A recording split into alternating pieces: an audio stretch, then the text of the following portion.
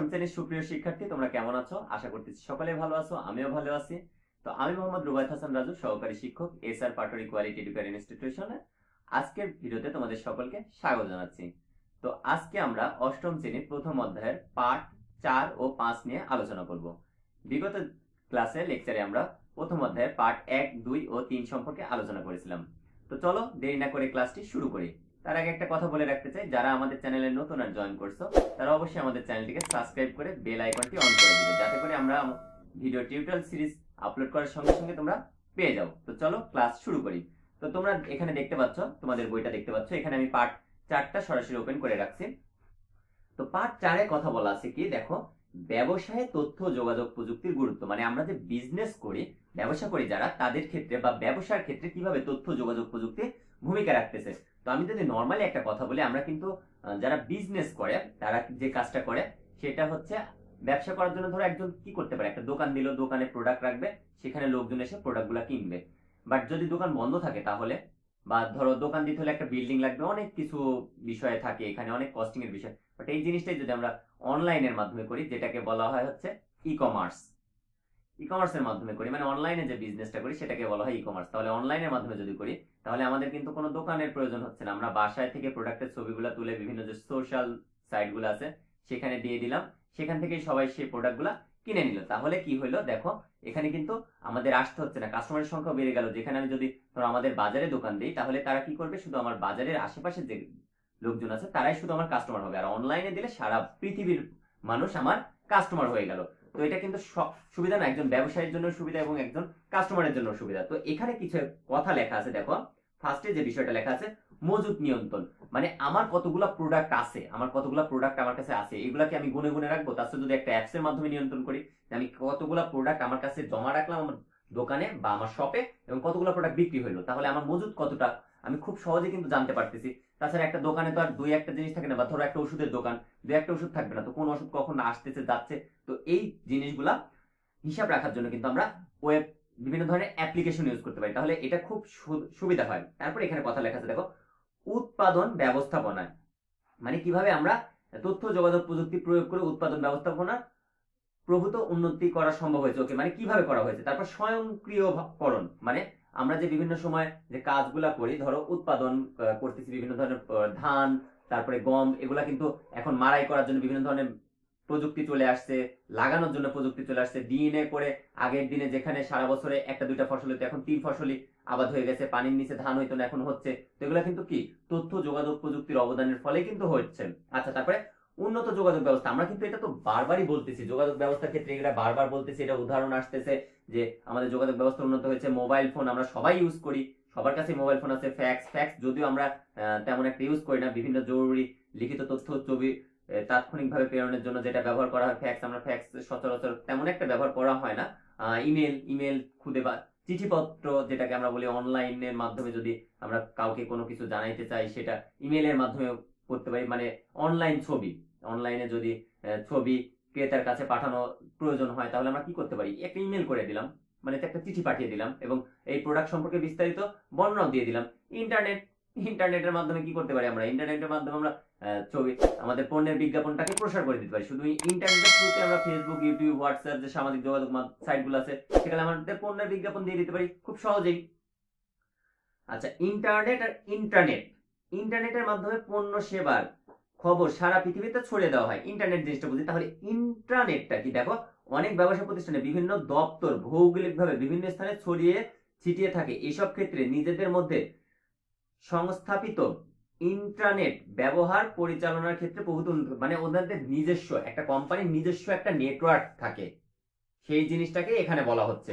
তো এগুলা কিন্তু তোমরা পরবর্তী ক্লাসগুলো যেটা আছে সেগুলোতে এগুলা বিস্তারিত পড়তে পারবে ইন্টারের পরে।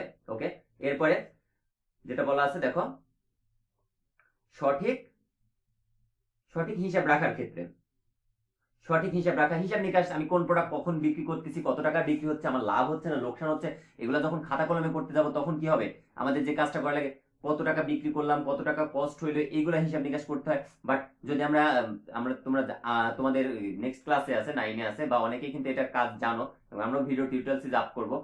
মাইক্রোসফট এক্সেল এর মাধ্যমে কিন্তু এগুলো খুব ইজিলি করা যায়, যে আমি যখন যে প্রোডাক্টটা কিনতেছি আমার টোটাল অ্যামাউন্টটা বাইরে যাচ্ছে, যে কত টাকা আমি বিক্রি করছি, কত টাকা কস্ট হচ্ছে, আমার লাভ, সব সময় টু বি কন্টিনিউ 24টা ঘন্টা আমরা দেখতে পারবো। এর জন্য আলাদাভাবে আমাদের কিন্তু হিসাব নিকাশ করার প্রয়োজন নেই।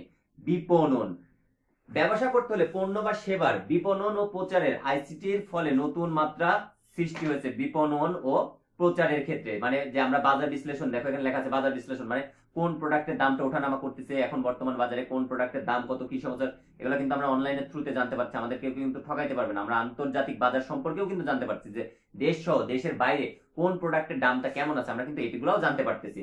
তারপরে কি লেখা আছে দেখো, প্রতিদ্বন্দ্বীদের সম্পর্কে তথ্য সংগ্রহ, মানে আমি যে প্রোডাক্টটা নিয়ে কাজ করতেছি, আমার প্রতিদ্বন্দ্বীটা কে, সে ওই প্রোডাক্টটা কি দামে সেল করতেছে, তাদের কাস্টমার গুলা কি, কে কে, কোন রিজনে, কোন এলাকাতে এই মানে প্রোডাক্টটা বেশি সেল হচ্ছে, এই সম্পর্কে কিন্তু আমরা অনলাইনের মাধ্যমে জানতে পারি।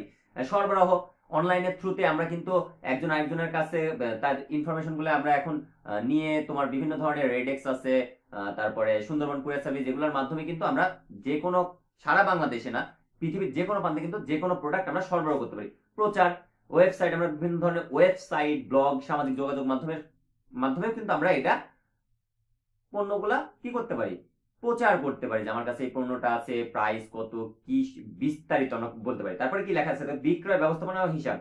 ইলেকট্রিক পয়েন্ট অফ সেল হলো এমন একটি ব্যবস্থা যার মাধ্যমে বিক্রয়ের সকল তথ্য সংরক্ষণ করা হয়। এটা সম্পর্কে একটু বিস্তারিত আজকের ক্লাসের শেষের দিকে আমি আলোচনা করতেছি, তো এটা জাস্ট জেনে রাখো যে EPOS, electric point of sale, হলো এমন একটি ব্যবস্থা যার মাধ্যমে বিক্রয়ের সকল তথ্য সংরক্ষণ করা যায়। মূল্য সংগ্রহ, স্বাভাবিক, যে এটার মাধ্যমে আমাদের যে কি, আমাদের যে টাকা পয়সা গুলো আছে সেগুলো কিন্তু মোবাইল ব্যাংকিং এর মাধ্যমে আমরা বিক্রেতা ক্রেতা সবাই কিন্তু আমরা একে অপরের কাছে তথ্য বা টাকা পয়সা ইয়ে করতে পারি। ওকে, তো আচ্ছা, এখানে কি দেখতে পেলাম আমরা, কর্মী ব্যবস্থাপনা, মানে নতুন করে আমরা যে জিনিসটা শিখলাম সেটা হচ্ছে কর্মী ব্যবস্থাপনা। মানে আমাদের একটা, যে আমাদের ব্যবসা প্রতিষ্ঠান আছে সেখানে আমাদের কর্মীরা কে কোন কাজ করবে, তাদের হিসাব নিকাশ, তাদের বেতন আদি সবকিছু আমরা কিন্তু এটার মাধ্যমে, আইসিটির মাধ্যমে বা একটা অ্যাপসের মাধ্যমে কন্ট্রোল করতে পারি। একজন আরেকজনের সাথে লিঙ্ক তৈরি করতে পারি, যে আমরা পোস্ট দিচ্ছি, পোস্টের মাধ্যমে কি হচ্ছে, একজন আরেকজনের সাথে আমাদের সম্পর্ক স্থাপন হচ্ছে, একটা সেতু বন্ধন তৈরি হচ্ছে। তো এই বিষয়গুলা, তো সরকারি কর্মকাণ্ডে তথ্য যোগাযোগ প্রযুক্তি, এটাই আমাদের আজকের ক্লাসের শেষ টপিকস হবে, যে আমরা পার্ট 5 পর্যন্তই আজকে পড়বো। তো সরকারি কর্মকাণ্ডে মানে আমরা যে সরকারি যে সেবাগুলো নিচ্ছি সেখানে কিভাবে তথ্য যোগাযোগ প্রযুক্তি ভূমিকা পালন করছে। দেখো নরমালি এখানে একটা কথা লেখা আছে, সরকারি তথ্য প্রকাশ। একটা ওয়েবসাইটে যদি আমরা যাই তাহলে আমরা এখান থেকে দেখি, আমরা সরাসরি এটা একটু প্র্যাকটিক্যালি দেখি। তো দেখো এখানে যে ওয়েবসাইটটার নাম লেখা আছে, সরকারি তথ্য প্রকাশের ক্ষেত্রে বাংলাদেশ, www.bangladesh.gov.bd। তো আমি যদি এই ওয়েবসাইটে যাই তাহলে যে জিনিসটা পাবো সেটা হচ্ছে আমাদের বাংলাদেশ সম্পর্কে, বাংলাদেশের যাবতীয় সকল তথ্য আমরা কিন্তু এখান থেকে পেয়ে যাবো, এবং সরকারি যত ধরনের সেবা আছে আমরা কিন্তু এখান থেকে পেয়ে যাব। দেখো এখানে হোম, বাংলাদেশ সম্পর্কিত তথ্য, এখান থেকে প্রধানমন্ত্রীর কার্যালয়, মানে A to Z বাংলাদেশ সম্পর্কিত সকল তথ্যাদি তোমরা এখান থেকে পেয়ে যাবা। কি চাও, মানে এখানে বাংলাদেশ সরকারের সকল তথ্যাদি, আগে কিন্তু আমরা সহজে এগুলো পেতাম না। এই দেখো এখানে অনেক কিছু আছে, সরকারি নিয়োগ বিজ্ঞপ্তি, বিভিন্ন বিষয়ের নীতিমালা, আইন বিধি। তোমরা যদি বাংলাদেশ সরকারের আইন জানতে চাও, ব্যবসা বাণিজ্য করতে চাও, যে নতুন উদ্যোক্তা হইতে চাও, নতুন ব্যবসা করতে চাও, এখান থেকে কিন্তু সবকিছু করতে পারবে, সবকিছু A to Z বাংলাদেশ সরকারের সকল তথ্য দিয়ে তোমরা পেয়ে যাবা। এই যেখানে লেখা আছে আইন ও নীতিমালা প্রণয়ন সংশোধন, এগুলাও কিন্তু এখন অনলাইনের, যে বিভিন্ন বিষয়ে সরকারি নীতিমালা, আইন ইত্যাদি প্রণয়ন এবং সংশোধনের ক্ষেত্রে ইন্টারনেটের মাধ্যমে বর্তমানে সংশ্লিষ্ট দপ্তর জনগণের মতামত গ্রহণ করা হয় বা করতে পারতেছে। ওকে, বিশেষ বিশেষ দিবস ঘটনা সম্পর্কে প্রচারের জন্য কি লেখা আছে, বাংলাদেশে প্রায় 12 কোটি মোবাইল গ্রাহক আছে, যাদের মাধ্যমে কিন্তু আমরা শর্ট মেসেজ সার্ভিস, যেটাকে বলি এসএমএস এর মাধ্যমে যে কোনো সরকারি তথ্য আমরা কিন্তু পৌঁছে দিতে পারি, প্রচার করতে পারি। এটা কিন্তু আমরা একজন আরেকজনের সঙ্গে এসএমএস আমরা তো নরমালি করি, আমরা সবাই জানি মোবাইলে মেসেজ যে অপশনটা আছে সেটাই মূলত এসএমএস, শর্ট মেসেজ সার্ভিস। এটার মাধ্যমে কিন্তু আমরা ছোট ছোট যে খবরাখবরগুলো আমরা ইজিলি একজন আরেকজনের সঙ্গে শেয়ার করতে পারি। দোরগোড়ায় সরকারি সেবা, দোরগোড়ায় মানে এই যে কাছে, আমাদের কাছাকাছি চলে আসছে। কারণ আমি ধরো বাংলাদেশ সরকারের যে কোনো ধরনের তথ্য জানার জন্য আমাদের বিভিন্ন দপ্তরে দৌড়াদৌড়ি করার প্রয়োজন নেই। আমার জমি খারিজ করতে হবে, আমার কিছু ইনফরমেশন লাগবে, আমার ভোটার আইডি কার্ড নিবন্ধন ঠিক করতে হবে, এগুলো কিন্তু এখন সবকিছু অনলাইনে, মানে আমি বাসায় বসে থেকে এই কাজগুলো করতে পারবো। এখানে একটা কথা লেখা আছে, দেখো এই তোমাদের এমসিকিউ আসে এবং শর্ট প্রশ্ন আসে। ই পর্চা হচ্ছে জমি জমার বিভিন্ন রেকর্ড, মানে জমি জমা সংক্রান্ত যে তথ্যগুলো রাখা হয়, যেখানে সংগ্রহ এবং সংরক্ষণ করে রাখা হয়, সেটাই মূলত হচ্ছে ই পর্চা। এই ওভারঅল সিস্টেমটাকে বলা হয় ই পর্চা। ই বুক, আমরা যে বইটা এখন যে বইটা দেখছি এটাও তো একটা ই বুক, ইলেকট্রনিক্স বুক। তো এই যে www.ebook.gov.bd, এটাতে যদি, এই ওয়েবসাইটে যদি তোমরা যাও, তাহলে তোমরা মানে তোমাদের সকল বইগুলা পেয়ে যাবে অনলাইন ভার্সন, যেটা ডাউনলোড করে রেখে তোমরা যে কোনো সময় পড়াশোনা করতে পারবা। ইপুজি ইপুজিটা হচ্ছে যারা আখ চাষ করে, আমরা যেটাকে বলি কুশুল, এদের, এই কৃষকদের, আখ চাষীদের তথ্যগুলা সংগ্রহ এবং সংরক্ষণের মাধ্যমে করা হয়, সেটাই মূলত ইপুজি। পাবলিক পরীক্ষার ফলাফল প্রকাশে তোমরা জানো, কিছুদিন আগেই হচ্ছে গত 13 তারিখেই আমাদের হচ্ছে এইচএসসি রেজাল্ট দিল। সেগুলো কিন্তু আমাদের সরাসরি এসএমএস এর মাধ্যমে, শর্ট মেসেজ সার্ভিসের মাধ্যমে পেয়ে যাচ্ছি, বা অনলাইনের থ্রুতেও আমরা ওয়েবসাইটের মাধ্যমেও কিন্তু এই তথ্যগুলা পেয়ে যাচ্ছি। স্বাস্থ্যসেবা মানে অনলাইনে স্বাস্থ্যসেবা, টেলিমেডিসিন যেটাকে বলা হয়। টেলিমেডিসিন মানে আমি এখানে বসে আছি, এখান থেকে আমি অনলাইনের মাধ্যমে, ভিডিও কলিং এর মাধ্যমে যখন একজন ডক্টরের সঙ্গে কথা বলবো, স্বাস্থ্যসেবা নিব, এটাই মূলত ই স্বাস্থ্যসেবা, বা যেটাকে বলা হয় টেলিমেডিসিন কেন্দ্র। মানে ডক্টর থাকবে ডক্টরের বাসায়, বা একটা তার যে চেম্বার আছে সেখানে, রুগী বাসায় থাকবে, নিজের বাসায় থাকবে, সেখান থেকে সে অনলাইনের থ্রুতে সেই তথ্যগুলা, তার কাঙ্ক্ষিত সেবা নিবে। অনলাইনে আয়কর রিটার্ন প্রস্তুতকরণ, যে আমরা আয় কর দিই, মানে সরকারকে যে করটা দিই, যে সেটা হচ্ছে প্রস্তুত, বা এই বিষয় সংক্রান্ত যে কার্যকলাপগুলো, সেগুলো এখন অনলাইনের মাধ্যমে হচ্ছে। যে আমাদের আর বিভিন্ন জায়গায় গিয়ে কর দিতে হবে না, যে অফিসের বিভিন্ন সরকারি যে কর নিয়ন্ত্রণ যে অফিসগুলো থাকে, সেখানে গিয়ে যাইতে হচ্ছে না, আমি বাসা থেকে এগুলা কাজ করতে পারছি। টাকা স্থানান্তর, এখন তো কার্ড চলে আসছে, এটিএম কার্ড চলে আসছে, বিকাশ, ডাচ বাংলা, মোবাইল যে ব্যাংকিং সিস্টেম আছে, খুব সহজেই। আগে টাকা স্থানান্তর করতে আমাদের ব্যাংকে যাইতে হতো, বা একজন মানুষ আরেকজন মানুষকে গিয়ে টাকা দিয়ে আসতো, কিন্তু এখন তো সেটা করা লাগছে না। এখন কি করতেছে, মোবাইল ব্যাংকিং এর মাধ্যমে আমরা একজন আরেকজনকে খুব সহজেই কিন্তু টাকা স্থানান্তর করতে পারছি। পরিবহন মানে অনলাইনে আমরা বাস, ট্রেন, বিমানের টিকিট কাটতে পারছি অনলাইনের থ্রুতে, এই জিনিসটাই বোঝানো হয়েছে। পরিবহনের ক্ষেত্রেও দেখো, আগে লাইন ধরে টিকিট কাটতে হইতো। ধরো বাসায় থেকে ঈদের সময় আমরা বিভিন্ন ধরনের ভিডিও দেখছি, যে ট্রেন লাইনে 3 দিন 4 দিন ধরে অনেকেই লাইনে দাঁড়ায় আছে একটা টিকিটের জন্য, বাট এখন তো আর এটা করতে হচ্ছে না। এখন মোবাইলে, অনলাইনের মাধ্যমে খুব সহজে এগুলো করা যাচ্ছে। অনলাইন রেজিস্ট্রেশন, বিভিন্ন ধরনের, যেমন একটা বিষয়, আমাদের অনলাইন কুইজ প্রতিযোগিতা চলতেছে, আমরা প্রতি মাসে একটা করে কুইজ প্রতিযোগিতা করি, যেটার অনলাইন রেজিস্ট্রেশন এখন চলতেছে, তোমরা আমাদের চ্যানেল থেকে দেখে নিবা। তো এখানেও কুইজ প্রতিযোগিতায় বা বিভিন্ন ধরনের প্রতিযোগিতা অংশগ্রহণ করতে হলে যে রেজিস্ট্রেশন করতে হয়, সেগুলো কিন্তু সবকিছু এখন অনলাইনের থ্রুতে হচ্ছে। দেখো এখানে কথা লেখা আছে, এই যে আমরা উপরে যে বিষয়টা পড়ছিলাম, সেটা হচ্ছে register of joint stock company and pharmacy website. আচ্ছা, এটা না, আচ্ছা এটা আমরা পরে দেখতেছি। এখানে কি লেখা আছে দেখো, কাজ, নামের ছাড়পত্র পেতে অতীতে যেখানে 7 দিন লাগতো, এখন 30 মিনিটে হয়ে যাচ্ছে। নিবন্ধন করতে আগে লাগতো 30 দিন, এখন লাগতেছে 4 দিন। ফি প্রদান, ভোর থেকে লাইনে দাঁড়াতে হইতো। আর ব্যাংকের মাধ্যমে, মানে বিভিন্ন ধরনের তোমার স্কুলের ফি হইতে পারে, বা কোনো কিছুর, যে কোনো কিছুর নিবন্ধনের জন্য অফিসে যাতায়াত করতে হইতো কম পক্ষে 6 বার, আর এখন একবারও করতে হয় না।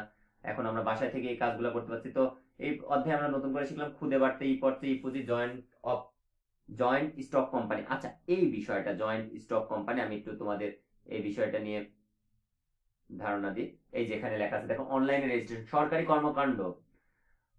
সরকারি কর্মকাণ্ডে আইসিটি প্রয়োগের মাধ্যমে সরকারি সেবার মান উন্নয়নের উদাহরণ হিসেবে বাংলাদেশের register of joint stock company স্বয়ংক্রিয়ভাবে একটি উদাহরণ দেওয়া হলো। মানে এখানকার মাধ্যমে আমরা যে কোনো কাজ রেজিস্ট্রেশন করে আমি সেই কাজটা পরিচালনা করতে পারি। তো আজকের ক্লাসটা এখানেই শেষ করতে চাচ্ছি। আমরা বেশি লেন্থলি করব না, যাতে করে আমাদের বোরিং জিনিসটা না কাজ করে। আমরা 2টা পার্ট নিয়ে আলোচনা করলাম। এই পার্টগুলা তোমাদের আজকের ক্লাস যখন তোমরা শেষ করবে, তখন অবশ্যই ডেসক্রিপশনে আমি একটা মডেল টেস্ট কুইজের লিংক দিয়ে দেবো, সেখান থেকে তোমরা তোমাদের মেধাটা যাচাই করে নিবা। আর যারা নতুন আছো, তারা অবশ্যই আমাদের চ্যানেলটি সাবস্ক্রাইব করবে, ভালো লাগলে লাইক দিবা, যে কোনো মতামতের জন্য কমেন্ট করবে। আমাদের ফেসবুক পেজ আছে, গ্রুপ আছে, সবগুলোর লিংক ডেসক্রিপশনে দেওয়া হবে। তো সেখানে গ্রুপে জয়েন করে তোমাদের সমস্যাগুলো আমাদের সঙ্গে শেয়ার করতে পারো। আর প্রোগ্রামিং সহ অন্যান্য যে ভিডিও টিউটোরিয়াল সিরিজ, কারো যদি রোবোটিক্স শেখার আগ্রহ থাকে, সবগুলোই আমাদের ভিডিও আমাদের চ্যানেলে আপলোড করা হচ্ছে, তোমরা সেখান থেকে দেখে নিতে পারো। তো দেখা হবে পরবর্তী ক্লাসে। সে পর্যন্ত সকলে ভালো থাকো, সুস্থ থাকো। আল্লাহ হাফেজ।